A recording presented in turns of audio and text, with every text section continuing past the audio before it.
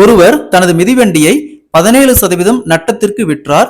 அதை ரூ. 1056க்கு அதிகமாக விற்றிருந்தால் அவருக்கு 5% லாபம் கிடைத்திருக்கும் எனில் மிதிவண்டியின் விலையை காண்கன்னு கேட்கிறாங்க. இந்த சம் ப்ரீவியஸா எஸ்எஸ்சி எக்ஸாம்ல கேட்டிருக்காங்க. ஒருவர் ஒரு மிதிவண்டியை 17% நஷ்டத்துக்கு விற்கிறாரு. ஒருவேளை அவரு 1056 ரூபாய்க்கு கூடுதலா வித்திருந்தா அவருக்கு 5% லாபம் கிடைச்சிருக்கும் அப்படிங்கிறாங்க. அப்போ மிதிவண்டியுடைய விலையை ஃபைண்ட் பண்ண சொல்லியிருக்காங்க. இந்த மாடல்ல சம் கேட்டாங்களா? ஃபர்ஸ்ட் நஷ்டத்துக்கு 17%, ஒருவேளை 1056 ரூபாய்க்கு கூடுதலா வித்திருந்தா அவருக்கு 5% லாபம் கிடைச்சிருக்கும் அப்படிங்கிறாங்க. இது ரெண்டையும் ஆட் பண்ணுமா 17 + 5 22. இந்த 22க்கு தான் 1056, 22% தான் 1056.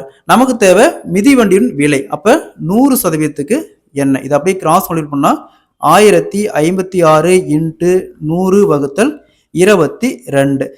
1056 22ஆல கேன்சல் பண்ணா 48. 48 2 0 இருக்கு. = 4800 ரூபாய். அந்த மிதிவண்டியுடைய விலை பார்த்தோம்னா 4800 ரூபாய்.